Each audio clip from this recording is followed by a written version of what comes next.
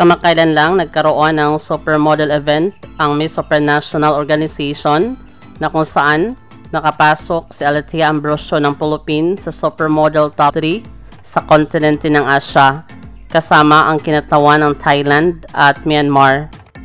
Kahit hindi siya nakapasok sa final round ng nasabing challenge, pinakita naman niya ang kanyang makakaya sa nasabing event. Sa kabilang banda, ano kayang maging placement ni Alethea Ambrosio sa Miss Supranational 2024? Abangan na lang natin sa Grand Finals. Maraming salamat sa panonood. Para maging updated ka, huwag kalimutang mag-subscribe.